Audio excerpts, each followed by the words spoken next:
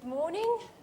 On behalf of myself, Melanie, Wiese, and my colleague, Dr. van Heerden, we would like to share some of the elements of our new teaching approach that we tried out last year for our postgrad course, our honours degree in marketing management.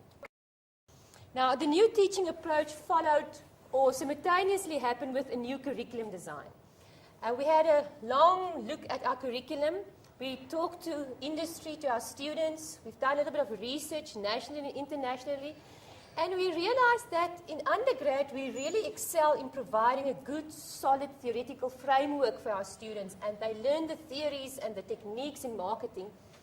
But due to our very large classes, between 1,000 up to 500 in the third year, it's difficult to always apply and get a lot of practical experience in the field of marketing. So our aim with our new curriculum development was really to get our honours students job ready, to make sure that they can use the knowledge that they gained in the undergrad studies in an interactive, exciting, new, challenging, but real-life type of approach. And that's why our teaching approach is called, or it's based loosely on the apprentice-style learning from the TV show The Apprentice. So a lot of our elements is really from that apprentice style where they are exposed to different real-life problems, where they have to evaluate one another, where there's difficult choices to be made, where there's some hiring and some firing. And we try to combine that with the topics relating to marketing. Throughout the year, we had the theme, Expect the Unexpected. And that was really to add that element of surprise that really reflects real life, because life is full of surprises. And we really wanted students to experience that in our class. Marketing is a really exciting field. It's something that the students really enjoy. It's something that they experience every day. It's something all around them, and we try and make them aware of the fact that they need to be conscious consumers. They need to also, the core of marketing is to understand the consumer, because if we understand the consumer, we can appeal and we can speak to them more effectively. And so we've realized through literature that a lot of management schools struggle with the same thing. They struggle with bringing industry into class, but making students part of the whole learning experience. And so we decided to try and emulate some of that and bring an experiential-based teaching into our classes. This is generally what we experience at undergraduate level, a very one-directional, almost monologue that you as a teacher feel you share with the students. And we said, this is really not what we want. At this level, our students have had 4 or 3 years of basic understanding of marketing principles. And now we need to get them to actually perform and to apply their knowledge on a real and simulate the reality for them. And so typically what we'll see in our classes is something like this. Very often, their backs are towards us. There's a lot of noise. I think at times when people from the outside look in, they might think it's completely chaotic. But they work in teams and they help one another and they share and they debate various aspects around the challenges that we give them. Some of the skills that we've identified for our courses, and that, like Melanie said, that industry shared with us, are things such as teamwork, organizing themselves, looking at time management, looking at independent thinking, communicating. Because a big challenge for marketers out there is to have this analytical side, to understand the market and to understand and assess the market and what we understand in terms of consumers, but also to, in a creative way, appeal to the market. And so we try to incorporate some of these elements in our teaching approach. So you can see these are just some of the aspects and the goals that we wanted to achieve with our courses. So the first thing we've done is that we moved away from tests, class tests and semester tests, and we moved towards challenges. So instead of writing a test, they were exposed to a challenge, and these challenges were really problem-based situations where they had to think on their feet and they had to come up with real-life solutions. So instead of just studying for a test and writing down the 5 features or the 7 steps, they had to apply it. So we talk about challenges, and the challenges made up the semester marks. We did have an exam that was also in the form of a challenge, but the challenges is then in place of other practical assignments or class tests or semester tests. We had 3 different variations on the challenges. And throughout, you would see we try to cater for different learning styles, different type of opportunities, because marketing students move into a variety of fields, and they're really exposed to a variety of job challenges, and we try to reflect that in this teaching approach. So one of the ways they were challenged or that they were assessed was through in-class challenges. So typically, for each class, students had to prepare in a certain way. So in the study guide, there were certain chapters in the textbook that they had to go through, articles that they had to read, websites, some research that they had to do. That was linked to a topic. But they had no idea what specifically would happen in class. The element of surprise, they expect the unexpected. So although they were prepared on a topic, when they entered the class, the real magic happened. Because then we said, all right, you're here, and today the challenge is this or that, and they had to think on their feet. So the in-class challenges was often activities in class that they had to perform, sometimes guest lectures from industry that shared knowledge and challenged them to do something in class.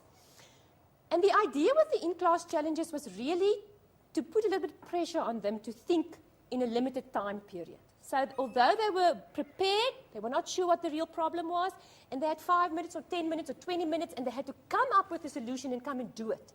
So a little bit thinking on your feet, the reality of life, you don't always have time to plan and to rethink. Then we also made use of client challenges. Now these client challenges was based on industry partners that we identified beforehand. And important if you make use of industry is that you really choose your partners wisely. I think a little bit later on in our reflection we would talk about that as well. And to manage the industry's perceptions and what they expect about the collaboration with the students. So it's managing perceptions is very important. So we identify clients in different industries, again, to give experience to different topics related to the topics that we do in class. We also help the clients to formulate their problem, their real-life problem in such a way that it's really something that the students are challenged, but also realistic, something that our students could do. So our client challenges, typically either the client came to class, gave a little bit of background information on the company, and then posed the problem that they have, or often the students, and as a class, we went to the client, to their premises, and students could get a behind-the-scene look at what's going on, and then they received the briefing there. With client challenges, they had 2 weeks in which they could prepare. They worked in teams. They could contact the client again. They could do some research. They could really rethink their strategies. They could soundboard with one another. So the difference between the in-class and the client challenges was really now they had time to think and to prepare and to do a little bit of research as well. And then also you use some case studies because we also felt that students, instead of just coming up with a quick idea, we wanted them to really think, to still be able to analyze. Because some of our students work in fields where your analytical abilities are very important. So we use Harvard case studies as well to make sure that they can still engage with deep knowledge and they can think analytically. And then we also, just for the fun of it, every now and then, we had a little bit of a roadblock where we said, all right, great, you're doing this challenge, but when you come and present, you may not use PowerPoint. Right, and then everyone was like, oh, all right, what now? So, well, life happens. You must think of other solutions. So there was really, we tried to mimic the real life situation. You don't always have PowerPoints. Now, you probably have gotten the sense that most of our challenges are done in a team-based setup. So, of course, from a lecturer's point of view, how do you divide these people into groups? That's always a challenge. And so we decided that we'll try and see which aspect works best. For each challenge, they worked in a different team. Again, the aim was for them to work with different personalities and to also ensure that everybody's on the same page in terms of what their goals are for this particular team. The challenge for them was most of them did not know each other in the beginning of the year. And by the end of the year, most of them have worked with every single person in the class. And that created a fantastic cohesion amongst this team. So much so that I teach in the second semester, the challenge for me was to shake things up a bit because they were so comfortable presenting in front of one another that wasn't a challenge anymore. So, of course, that part of our reflection is how can we change that this year? Just to get back to the team forming. So we tried various routes. Random, we select the team for you, or you choose who's going to be your team members for this particular challenge. Now, after our course, at the end of the year, we did some research, and it was interesting to find that the students said when they were randomly allocated to groups, they learned more, and their marks was better. Although it was challenging for them, that was one of the things that they actually shared with us. Although they said it was more fun for them to choose their own team members, it was not that, or it wasn't as rewarding as the previous one. Then, of course, we had the challenges. They worked in teams, and then they had to come back either in class or in 2 weeks, and they had to come and present their findings. They have to come and share with the class. They have to come and provide the evidence. And importantly, again, we try to use various ways. Earlier on, I mentioned that sometimes we said no PowerPoint, because death by PowerPoint really can get very boring. We try to encourage various ways of coming and presenting your results. So typically, this was one of the groups that used more a focus group interview style, where they shared their knowledge and they had a guest speaker to help and aid in the solutions that they provided.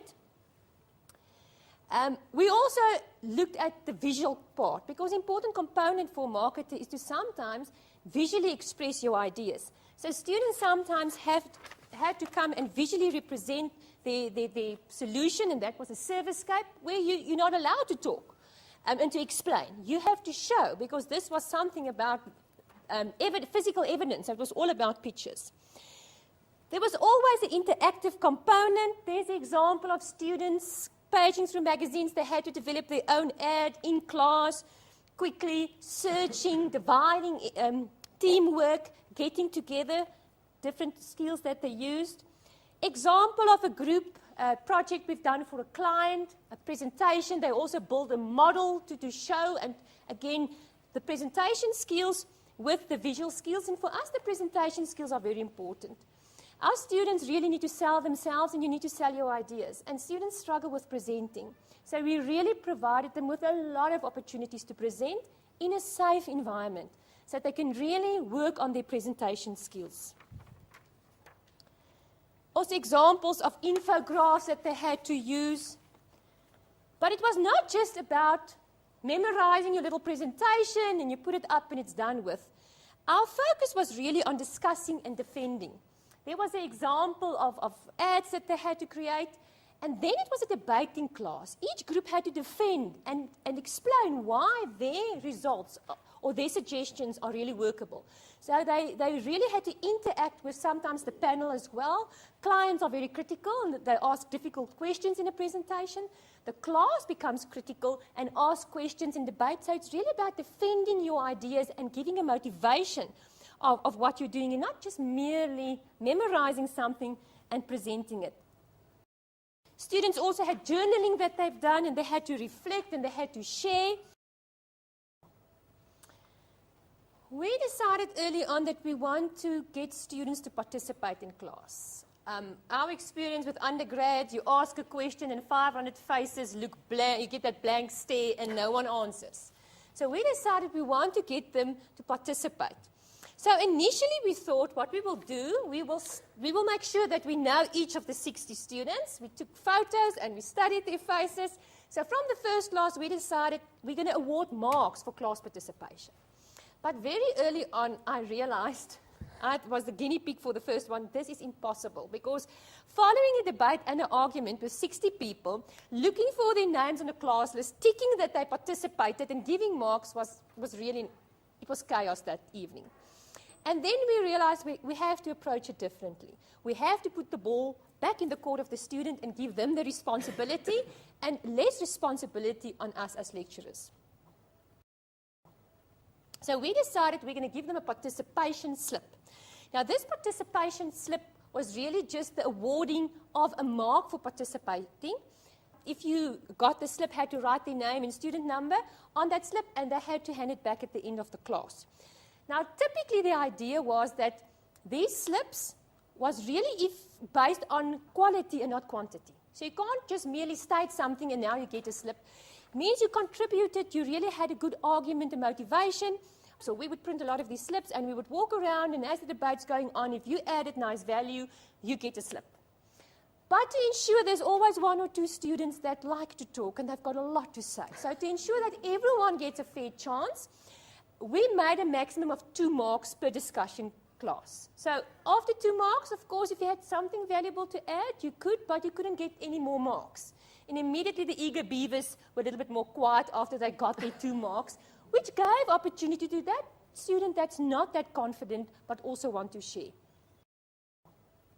These class participation marks, although we assume and we expect students to come prepared to class, they also realize that if you're not prepared, you really have nothing to say. And therefore, again, it helped us that they come prepared to class. And it was only 3 classes in each semester that was a class participation mark, but they didn't know which one. So they would walk in and I would say, surprise, surprise, tonight you can earn class participation marks. So again, we really tried to keep them on their toes with the element of surprise and expect the unexpected. It was important, and we soon realized that it can happen that with a group of 60, everyone wants to say something, that you can miss 1 or 2 people that really wanted to add something, and now they didn't get the opportunity.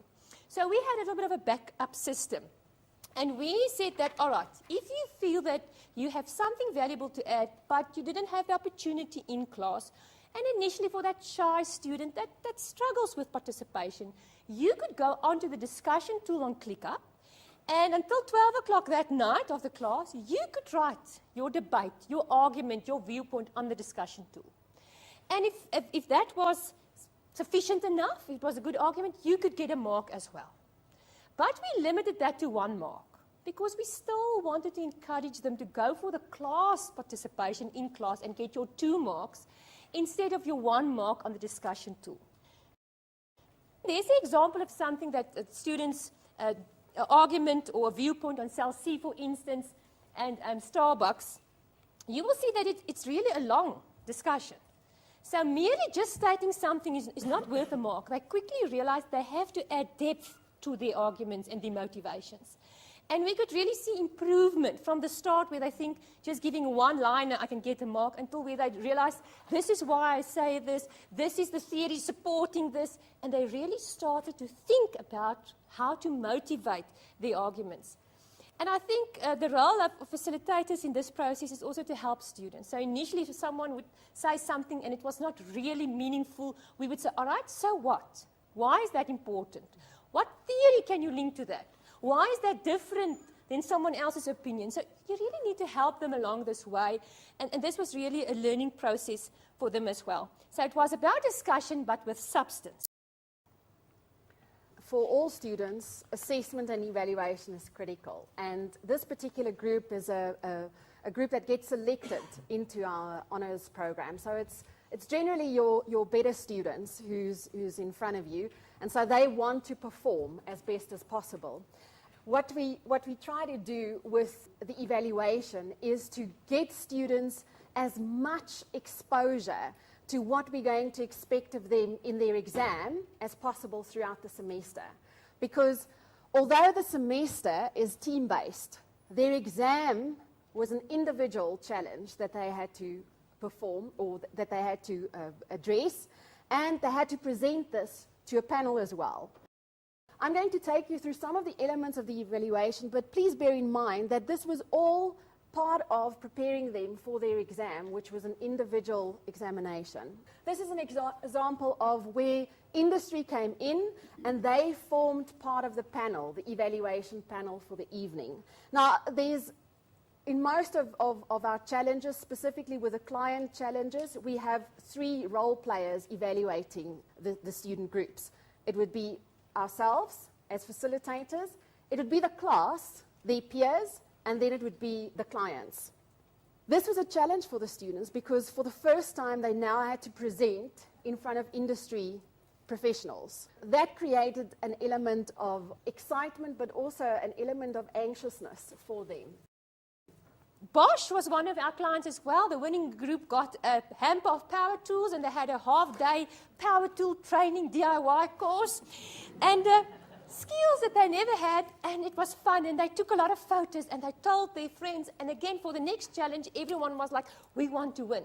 So it really, there was an element of competition and excitement, which we really enjoyed, and the students, of course, they really liked that.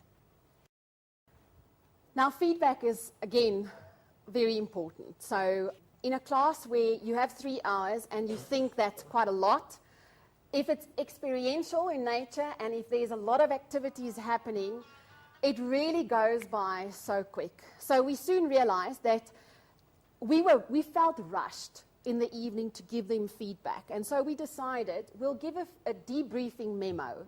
We said it's a debriefing memo of what we experienced that evening. So we would focus on the positive things, the negative things, and then the room for improvement. So on ClickUp, we would post a summary of our overall experience. But bear in mind that the evaluation is not only from me, it's also from their peers. So we try to explain that the debriefing memo is from your facilitator.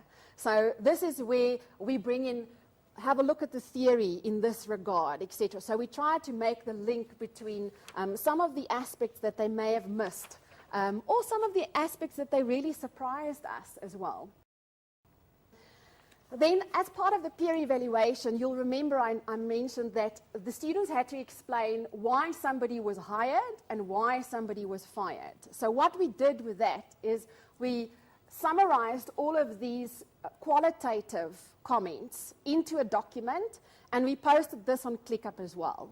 And the rationale behind that was we wanted to use this again as a learning experience, as a teaching tool for the students so that they could see, oh, these are some of the things that make you a great group member. These are some of the skills that are, or some of the things that I need to look at in terms of if I do this to improve, because all of the groups have probably mentioned that. So we try to, again, through 3 intervals, provide these qualitative feedback, a summary of the qualitative feedback. Again, I mean, of course, you never do it per individual. That's why we summarize it into one document for that particular challenge. I just want to add that was also trial and error, because initially we thought for every student we will give them personal feedback so they know where's their strengths and weaknesses. But 60 students, every 2 weeks, combining all the comments of the class. Again, I was the guinea pig, and the admin was, after 4 days, I realized I'm just typing up comments.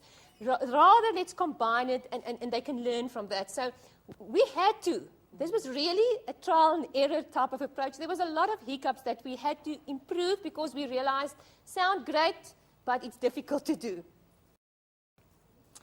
Then we also wanted to share our experience with the broader university community, also our prospective students, alumni, and also as a marketing tool for industry partners for the next year. So we really try to convert our challenges into newsworthy items for our departmental website. And I have to say, even the students, they felt so privileged to see themselves in a photo or news article. They really enjoyed that. Again, we tried quite extensively to get physical evidence. So we took a lot of photos, we took a lot of video clips, because a lot of the presentations and the actions, there were a little part of written work. So we had to collect some physical evidence, and we tried to use that as a marketing tool, and even for our prospective honours students as well, that they can see what honours life would be like. Then I think, reflecting back on the year, this was really last year trial and error. It was a reflection and a refinement. After each class, we really sat down and tried to think what went wrong, what could we improve, what did we struggle with. And luckily, we were two in this team. I had in the first semester, and Dr. Van Heerden in the second semester, so we could bounce ideas of one another and say, I'm struggling with this. I think you need to do it differently in the second semester. So we try to refine, but not changing so much that the students get confused and there's no stability. So some of the small refinements we've done after each class, but in other instances, Dr. Van Heerden made changes in the second semester, and we have a few changes for this year as well. So this was really thinking and reflecting quite a lot. We also really depended on the feedback of the students. So throughout the year, we had, in each semester, 2 formal feedback sessions, which we called taking stock. And we really had focus groups with the students. We gave them little questionnaires, and we asked them, how are you enjoying this? Do you think we're adding value? Where's the gaps? What are you struggling with?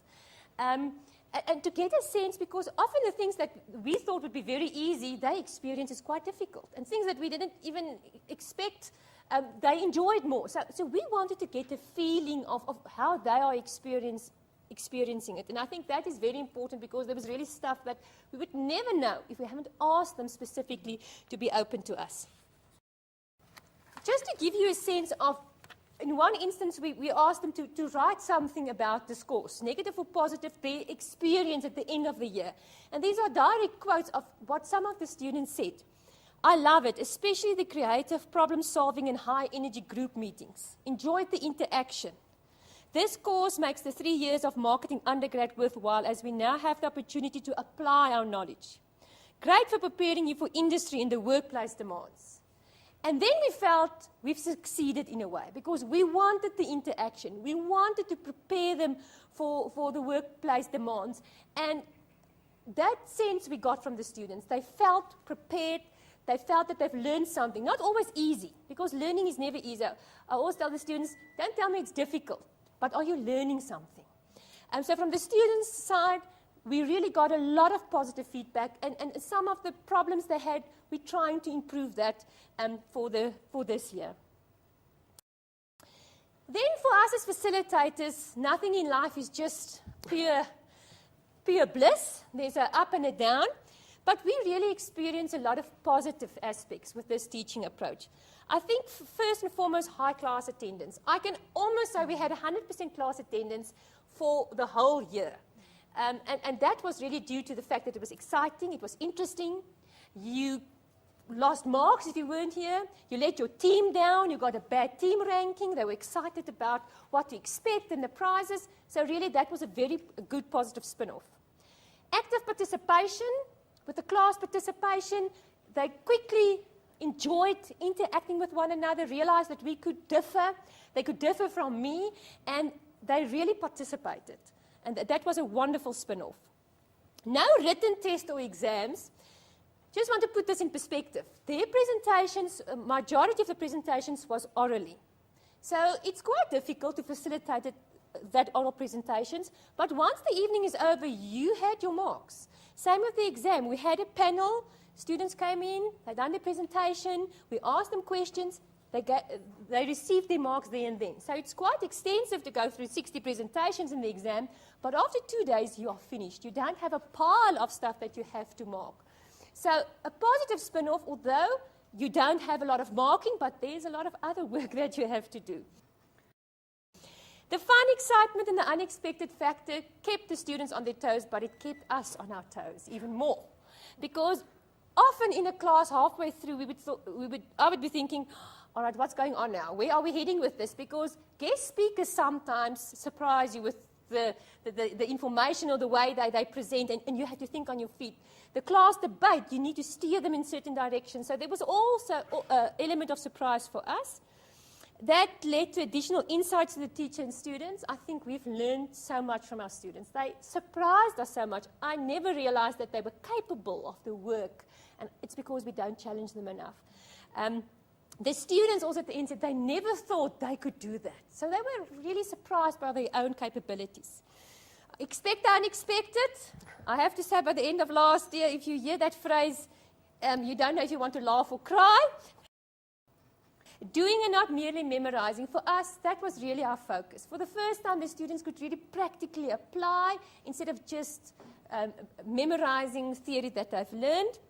I think also wonderful networking opportunities that Dr. van Heerden alluded to. They had a chance to almost market themselves to industry clients, and there was a few industry clients that contacted some of our students for possible job opportunities. And that was also a nice spin-off. I think the teamwork surprised us. This was the first group. By the end of last year, they were so close. They had a function for themselves at the end of the year, and they invited us to thank us. And we could really see that they became friends with one another. And we never expected that to happen. Because you interacted with all 60, they were really close friends. And then also, we're trying to, and I think that's also something that you need to keep in mind, it's a lot of effort to try something new. So we're also trying to convert that in a research output for a conference paper and an article, because a lot of effort, and we're trying to share our knowledge and maybe helping someone else with the lessons we've learned, because some was really helpful, and other stuff that you can ensure that you don't go through the same problems that we went through.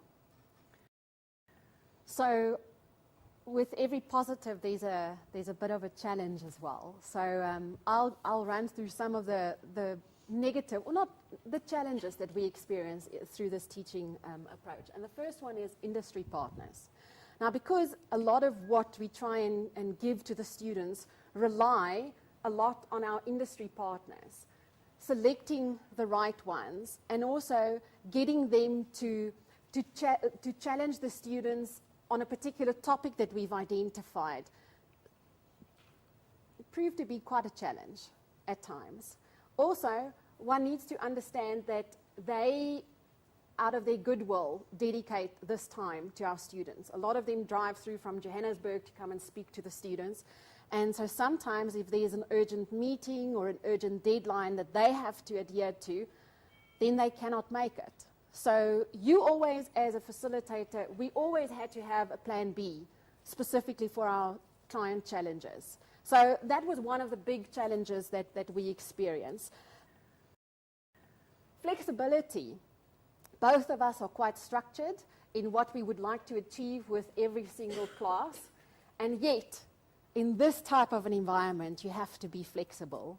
You have to make peace with the fact that things might go a direction that you did not plan, but it might create a wonderful learning opportunity for the students. So we had to kind of challenge ourselves to be a little bit more flexible in terms of letting go on the structure, which we really like to control. It was also a challenge for us to become what we call a coach and a facilitator, because at this point in time, we did not necessarily see ourselves to be the person with all the knowledge. We wanted to create and facilitate the learning experience. So we could challenge them on some of the theoretical aspects, but it was our role really more to encourage and to probe a little bit deeper through the discussions and through the teamwork. Reflective. Not only did we want to cultivate this amongst the students, which is a difficult skill to cultivate in itself, we as facilitators also had to embrace that, because we really had to, after each and every single challenge, go back, discuss with one another, decide how are we going to do it differently, did we achieve what we wanted to achieve, etc., etc. So the reflective role was really prominent for us in this whole process. Time within class. I alluded to the fact that 3 hours seem like a lot, but it actually goes by so quick. And so we had to, in the flexibility of the whole program and of the evening, you had to keep with the time as well, because we are very strict on students being on time, and so we have to honor that as well. Asking the right questions. Now, again, you have particular questions that you would like the students to answer throughout the evening, but then on the evening itself, some things might appear, and then asking the right questions in that situation proved to be a challenge for us as well. Assessment. We took you through our evaluation process, and it was foreign to us as well. And so the whole element of assessment was quite a big challenge for us. And we're still contemplating and thinking, is it the best way, and how can we improve?